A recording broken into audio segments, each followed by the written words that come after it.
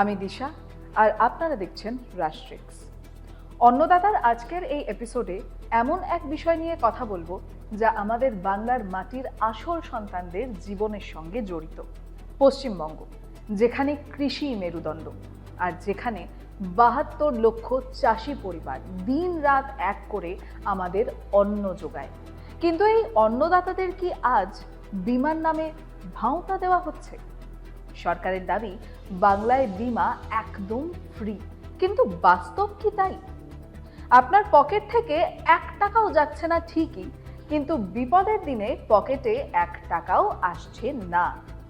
এটা কি বীমা নাকি সরকারি ভাঁওতাবাজি? ২০১৯ সালে মুখ্যমন্ত্রী মমতা বন্দ্যোপাধ্যায় চালু করেছিলেন বাংলা শস্য বীমা বা বিএসবি। দাবি করা হলো চাষিকে প্রিমিয়ামের ১ টাকাও দিতে হবে না, আলু আর আখ বাদে সব টাকা দেবে রাজ্য সরকার। শুনতে কি ভালোটাই না লাগে, কিন্তু এই ফ্রি বীমার আড়ালে কি এক বিশাল খামতি লুকিয়েছিল? যেখানে বীমা কোম্পানিগুলো কোটি কোটি টাকা প্রিমিয়াম পকেটে পুড়ছে, সেখানে চাষির ভাগ্যে কেন শুধু ৬ থেকে ১২ মাসের অন্তহীন অপেক্ষা? তথ্য বলছে বাংলার প্রায় ৯৬% চাষি প্রান্তিক বা ক্ষুদ্র চাষি। তাদের কাছে ফসলের ক্ষতি মানেই মাথায় আকাশ ভেঙে পড়া। আর সরকার বলছে তারা ৯ লক্ষ চাষিকে ৩৫০ কোটি টাকা দিয়েছে। কিন্তু বাকি কোটি কোটি চাষির কি হলো? ২০২৬ সালের শুরুতেই ৮০ কোটি টাকা রিলিজের ঘোষণা হয়েছে ঠিকই, কিন্তু প্রশ্ন হলো বিপদ যখন এসেছিল তখন টাকা কোথায় ছিল? একটু পেছনে ফিরে তাকাই। ২০১৬ সালে শুরু হয়েছিল প্রধানমন্ত্রী ফসল বীমা যোজনা, যা বাংলায় নাম বদলে হয়েছিল বাংলা ফসল বীমা যোজনা। প্রথম বছরেই ৪১ লক্ষ চাষির নাম নথিভুক্ত করেছিলেন, যা ছিল ভারতের মধ্যে রেকর্ড। কিন্তু মাঝপথেই কেন বাংলা এই কেন্দ্রীয় প্রকল্প থেকে বেরিয়ে এসে নিজস্ব বাংলা শস্য বীমা চালু করলো? কারণ হিসেবে বলা হয়েছে কেন্দ্রের গাইডলাইনে রাজ্যের নিয়ন্ত্রণ ছিল না এবং টাকা মেটাতে দেরি হচ্ছিল। কিন্তু রাজ্য নিজে যখন দায়িত্ব নিল, তখন কি পরিস্থিতি খুব একটা বদলালো? ক্ষতিপূরণ তো দেওয়া হয়, সরকার বলে ক্ষতিপূরণ দেওয়া হয়, কিন্তু দাদা বলতে কি সরকার আমরা পাই না, চাষিরা পায় না। চাষিরা কেন পায় না? যে আমি দেখা যাচ্ছে ঠিকে ভাগে করি কোনো জমি, সেই আমি না পেয়ে সেটা পাচ্ছে জমির মালিক পাচ্ছে। স্যার এর থেকে আর কী বলবো, আমরা তো কিছু পাচ্ছি না। আমরা ঠিকে ভাগে করে যাদের জমির অরিজিনাল মালিক তারা পাচ্ছে এইসব পয়সা, সরকারি সংস্থার পয়সা। আমরা দিনের পর দিন ঝাড় খাই। মানে ভাগ চাষিদের কথা সরকার বিগত সরকার ভাবেনি কোনো? না, কোনো দিনই ভাবিনি, আজও ভাবিনি। চাষির প্রতি কোনো ইয়ে নেই। মানে এতেই কি চাষ থেকে মুখ সরিয়ে নিচ্ছে মানুষ? হ্যাঁ, এর থেকেই মানুষ সরে যেতে চাইছে চাষ থেকে। খাতায় কলমে বীমার সাফল্য আকাশচুম্বী, কিন্তু চাষির ব্যাংক অ্যাকাউন্টের ব্যালেন্স শূন্য। কেন? আসুন দেখি সেই সব লুকোনো তথ্য যা বীমা কোম্পানি আর সরকার আপনাকে বলতে চায় না। বিগত কয়েক বছরের পারফরমেন্স ইভ্যালুয়েশন রিপোর্ট দেখলে আপনার চোখ কপালে উঠবে। ২০১৬ থেকে ১৭ সালে বীমা কোম্পানিগুলো প্রিমিয়াম হিসেবে তুলেছিল ৭৩০ কোটি টাকা, কিন্তু ২০১৭ জুলাই মাস পর্যন্ত চাষিদের পকেটে ক্ষতিপূরণ বাবদ পৌঁছেছিল মাত্র ১ কোটি টাকারও কম। ভাবুন একবার, ৭৩০ কোটি বনাম ১ কোটি। যদিও ২০১৮ জানুয়ারি নাগাদ সেই অঙ্ক ৪২১ কোটিতে পৌঁছয়, কিন্তু ততদিনে চাষির নাবিশ্বাস উঠে গেছে। এই যে দীর্ঘ ৬ থেকে ১২ মাসের, এটার দায় কার? আলুর দাম নেই, এবার একটা বস্তার দাম মোটামুটি ৪৫ টাকা, আলুটার দাম হয়েছে ১৫০ টাকা, ১৪০ টাকা। তাহলে বস্তাটা দিয়ে তাহলে আলুটার দাম হলো ১০০ টাকা।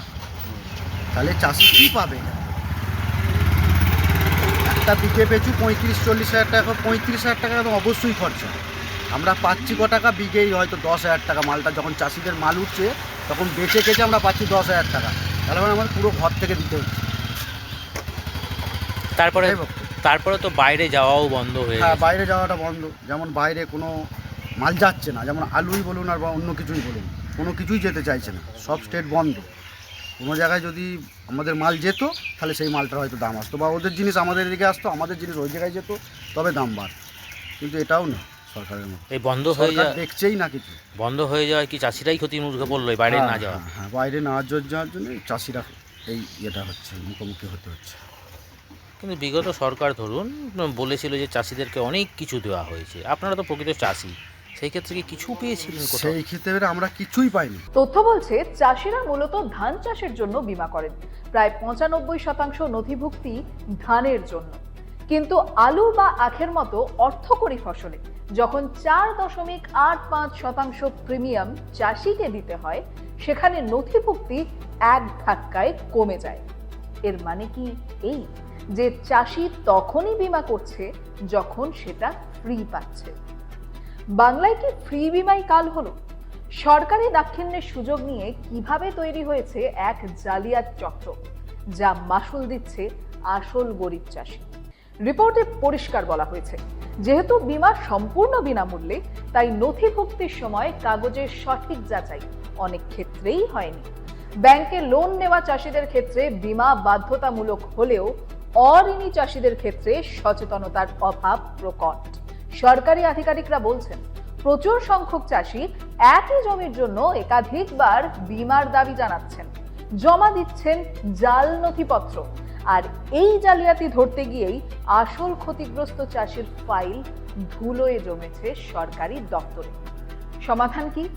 বিশেষজ্ঞরা বলছেন, এক টোকেন প্রসেসিং ফি নিলে হয়তো এই জঞ্জাল কমতো, কিন্তু ভোট ব্যাংকের রাজনীতি কি তা হতে দেবে? ড্রোন, স্মার্টফোন, স্যাটেলাইট ইমেজারি, বীমা পেমেন্ট দ্রুত করার জন্য কত বড় বড় প্রতিশ্রুতি ছিল, কিন্তু বাংলার মাঠে কি সত্যি একটাও ড্রোন উড়েছে, নাকি সবটাই ছিল স্রেফ কথার কথা?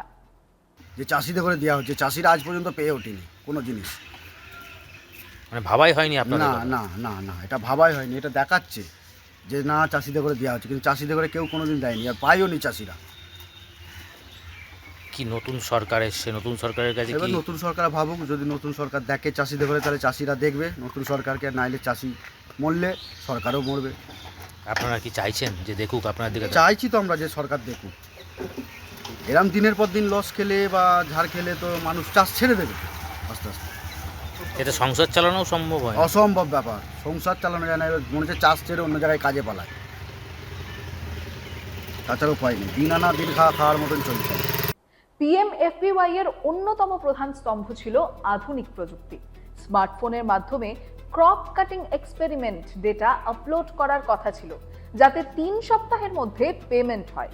কিন্তু বাংলার bureau of applied economics and statistics এবং কৃষি দপ্তর এই প্রযুক্তি ব্যবহারে শোচনীয়ভাবে ব্যর্থ হয়েছে। আজও সেই মান্ধাতা আমলের খাতায় কলমে ডেটা এন্ট্রি চলছে, যার ফলে ইল্ড ডেটা বা ফলনের তথ্য বীমা কোম্পানির কাছে পৌঁছতে পৌঁছতে মরশুম পেরিয়ে যাচ্ছে। বীমা কোম্পানিগুলো এই দেরিকে অজুহাত হিসেবে ব্যবহার করে পেমেন্ট আটকে রাখছে। কিন্তু তো বলা হতো যে চাষিদের ক্ষেত্রে বলা হতো বারংবার চাষিদের বীমা করা আছে, চাষি ক্ষতিপূরণ হলে চাষিরা ক্ষতিপূরণ পেয়ে যেত, সেই ক্ষেত্রে কি আপনারা ক্ষতিপূরণ পেতেন? না, আমরা কোনো দিনই পাইনি, কোনো দিনই পাইনি। সামনে বছর সব আলু পচে গেছে স্টোর থেকে, এরমও পাইনি চাষি। স্টোরেই পচে গেছে, পাইনি। কীভাবে তাহলে এই চাষিদের জন্য, চাষিদের কথা কি কেউই ভাবে না? না, চাষিদের জন্য কেউই ভাবে না, চাষিদের জন্য কেউই কোনো কথা ভাবে না। সারের দামের বস্তায় যা লেখা আছে তার থেকে বেশি দাম নিচ্ছে, এরকম তো দেখা গেছে। বস্তায় এক প্রিন্ট আছে, তার থেকে দাম বেশি নিয়ে এ তো ব্যবসাদাররা পেয়েছে। মানে নিয়ন্ত্রণ কোনোভাবে নিয়ন্ত্রণভাবে কিছু হয়নি। বস্তায় যে একটা রেট মূল্য লেখা আছে, প্রাইস মূল্য, সেই মূল্যর থেকেও তো বেশি দাম নিয়েছে। বলতে গেলে বলছে ক্রাইসিস, নিতে হবে না, এই ব্যাপার। বাধ্য হয়ে করতে হতো। বাধ্য হয়ে চাষ করতে হয়েছে, আমরা চাষি, চাষ করতেই হবে। তো এই করে অনেক চাষি আমরা শেষ হয়ে গেছি। এই করেই কি আস্তে আস্তে আলু চাষ থেকে সরে আসছে মানুষ? হ্যাঁ, সরে আসছে। চাষি তো সরেই গেছে, চাষি কিছু সরেই গেছে, আরও সরে যাবে। নতুন সরকার এসছে, তাদের কাছে কি আপনাদের কোনো রকম আশা থাকবে? আশা তো করি নতুন সরকারে যে কিছু একটা হওয়া উচিত, আশা করি। তা এখনও জানি না কতদূর হয়ে পৌঁছাবে। তবে এখন থেকেই যা ব্যবসাদাররা বলতে চাইছে, সামনে হয়তো সার পাওয়া যাবে না। ইমিডিয়েট আমি দু জায়গায় ব্যবসাদার কাছে গেছি, দোকানে গেছি, তারা বলছে আলুর যদি 60 তুলিস এখন থেকে তুলে রাখ। কেন, কিসের জন্য? বলছে সারের ক্রাইসিস হবে, র মেটেরিয়ালস আসছে না। তাতে কি চিন্তায় পড়েছে? তাতে চিন্তায় পরিচিত। আমরা যদি 10-15 বিঘা আলু চাষ করি, সেটা দেখা যাচ্ছে হয়তো 2 বিঘে চাষ করতে হবে, হয়তো চাষ করতে হবে, জমি পড়ে থাকবে, এটাই তো ভাবছি এখন থেকে।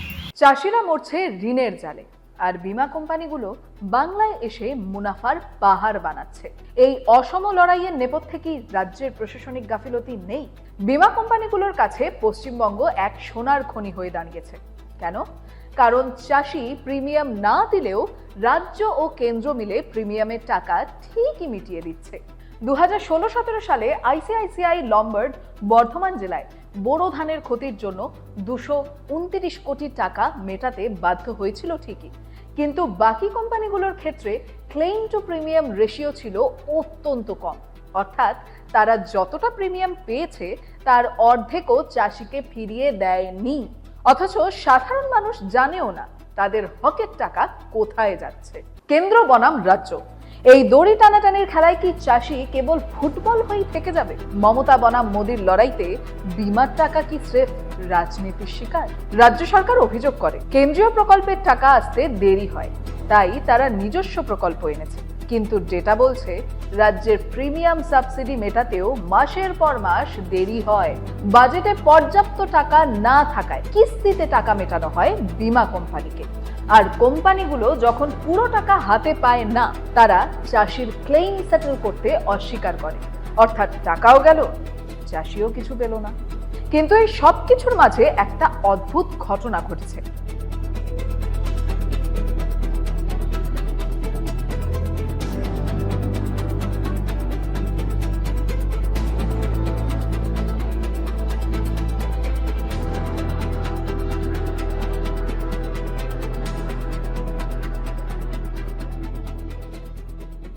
আমি 2 বছর চাষেতে মার খেয়েছি, আলুর চাষে। গত বছর চাষ বন্ধ করে দিয়েছি, কেন ঘর থেকে কতদিন আর শোধ করবো। এই বছর চাষ মোটেই করিনি, টোটাল বন্ধ করে দিয়েছি। ঘর থেকেই পয়সা দিতে হতো? ঘর থেকে পয়সা দিতে হবে।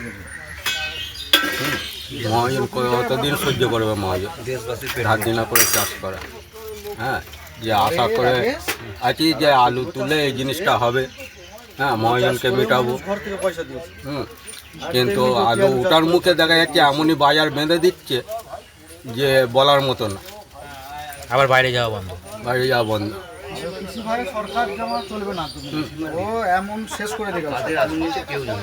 কিন্তু এই যে বিগত সরকার ধরুন বিভিন্ন জায়গায় বড় বড় প্রোগ্রাম কোনো কিছু করা, বলা হতো লোকদের, মানে দেখে হতো চাষিদেরকে এত কিছু দেওয়া হচ্ছে, না ফেসিলিটি কিচ্ছু পাওয়া যায় না, সরকারি ফেসিলিটি আমরা কিচ্ছু পাওয়া যায় না।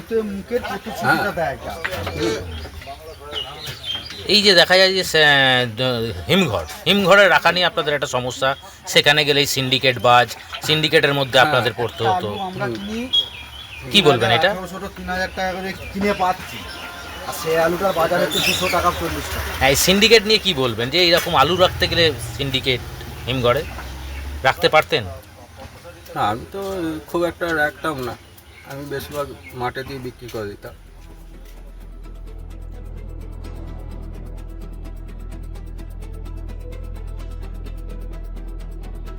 এমন কিছু জেলা আছে যেখানে ক্ষতির মাত্রা ছিল বিপুল, কিন্তু ডেটা বলছে সেখানে ফসল ভালো হয়েছে।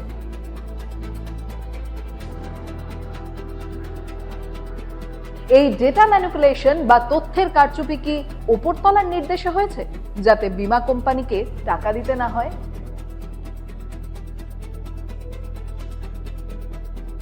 অনেক ব্লকে পর্যাপ্ত সংখ্যক ক্রপ কাটিং এক্সপেরিমেন্ট করাই হয়নি। ম্যান পাওয়ার কম থাকায় আধিকারিকরা নাকি মাঠে না গিয়েই তথ্য লিখে দিয়েছেন।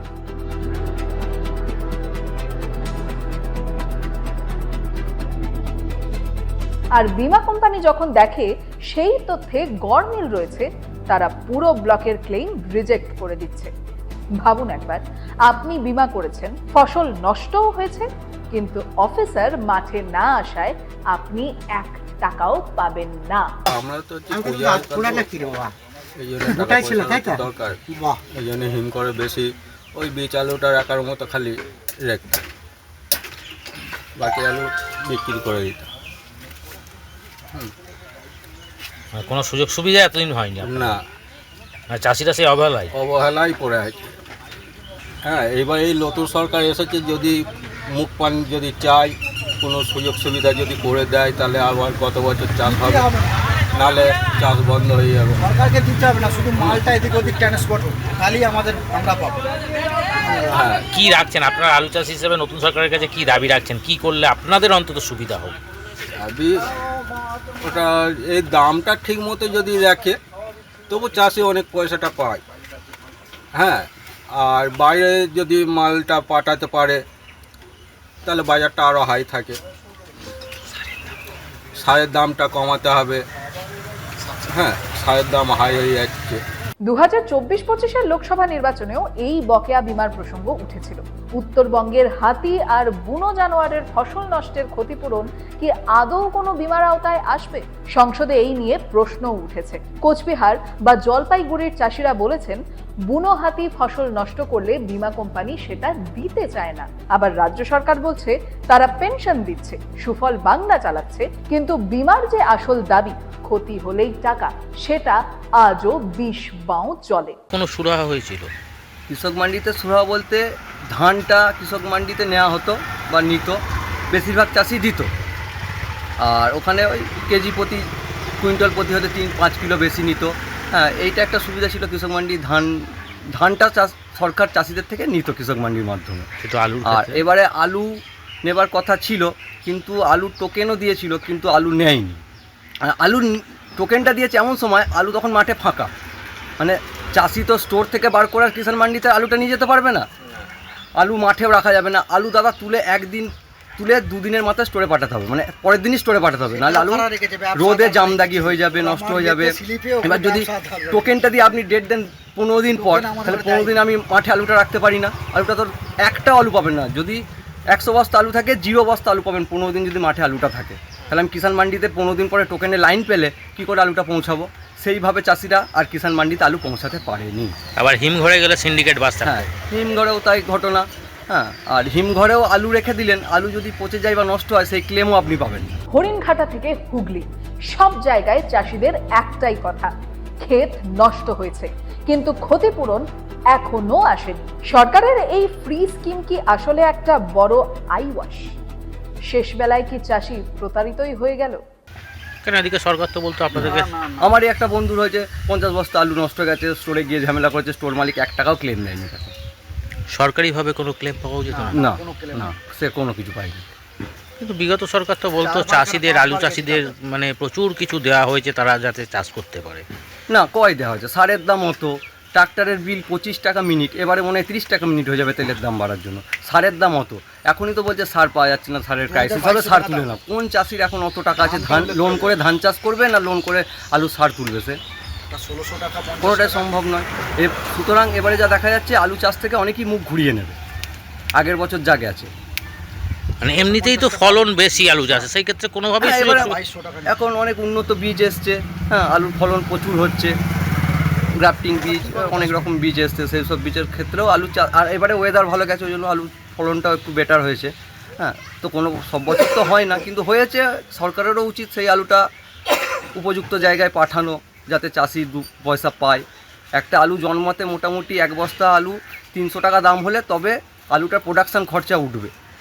শেষে এটাই বলতে হয়, বাংলার শস্য বীমা কাগজে কলমে ভারতের অন্যতম শ্রেষ্ঠ প্রকল্প, কিন্তু প্রশাসনিক স্বচ্ছতা, প্রযুক্তির অভাব আর বীমা কোম্পানিগুলোর সাথে রাজ্যের সঠিক সমন্বয়ের অভাব এই প্রকল্পকে পঙ্গু করে দিয়েছে। চাষিকে আপনি প্রিমিয়াম দিতে বারণ করছেন ঠিকই, কিন্তু যখন তার ফসল বন্যায় ভেসে যাচ্ছে বা খরায় শুকিয়ে যাচ্ছে, তখন সে যদি 1 বছর অপেক্ষা করার পর মাত্র কয়েকশো টাকা পায়, তবে সে বীমার কোনো মানে থাকে? একটা চাষি 4 মাস খেটে আশা করবে সে 10-15 টাকা ইনকাম করতে বিঘা প্রতি, তবে তো সে একটা সংসার চালাবে। তার এখন একটা সংসার চালাতে যা হচ্ছে, তেলের দাম, ডালের দাম, কিছুরই সবেরই তো দাম ঊর্ধ্বমুখী। মেন কথা হচ্ছে বিগত সরকার যে সব থেকে বড় বিষয় যে বাইরে আলু যাওয়াটা বন্ধ করেছিল, এতেই কি চাষিরা ক্ষতির মুখে? হ্যাঁ, এটা তো একটা বিশাল ম্যাটার। আলু যেহেতু বাইরে যাওয়ার বন্ধ, ট্রান্সপোর্টিং বন্ধ, তো চাষিরা তো হিমঘর থেকে আলু না বেরোলে চাষিরা তো দাম পাবে না। ব্যবসাদাররা তো আলু না পাঠাতে পারলে কী করে কী হবে। আর এখানে ব্যবসাদারই প্রফিট, ওরা আলু বেশ মানে চাষির থেকে বন্ড নেবে, ও তখনও পয়সা কামাবে, ব্যবসাদারদেরই প্রফিট, চাষিদের কিছু প্রফিট নেই। মানে বিগত সরকার চাষিদের জন্য কিছু না না না, দেখিনি। কোনো কিছুই হবে না। নতুন সরকারের কাছ থেকে নতুন আশা সরকারের রাখছেন? কাছে আশাবাদী আমরা, যেন আলু বাইরে পাঠানো হয়, চাষিরা যেন আলু পায়, সারের দামটা সারের দামটা যেন ঊর্ধ্বমুখী না হয়, বস্তায় 1 পিন্ট চাষিদের থেকে 1 নেওয়া হচ্ছে, সেদিকেও লক্ষ্য রাখা, এবং চাষিরা যাতে লাইনে না দাঁড়িয়ে সহজে সারটা পায়, এইটুকুই সরকারের কাছে আমাদের অনুরোধ। চাষিরা দয়া চায় না, চাষিরা চায় তাদের অধিকার। মমতা সরকার কি সত্যিই চাষিদের ঠকাচ্ছিলেন? হয়তো সরাসরি নয়, কিন্তু তাদের প্রশাসনিক অপদার্থতা আর তথ্যের গরমিল আসলে প্রতারণার চেয়ে কম কিছু নয়। রাষ্ট্রিক্সের পক্ষ থেকে আমাদের দাবি, বিমার টাকা কেন 3 সপ্তাহের মধ্যে অ্যাকাউন্টে আসবে না তার জবাব দিতে হবে সরকারকে। বিমা কোম্পানিদের মুনাফা কেন চাষির চোখের জলের চেয়ে দামি হবে? বাংলার কৃষি যদি বাঁচতে হয়, তবে বিমার এই ভাঁওতা বন্ধ করতেই হবে। নমস্কার।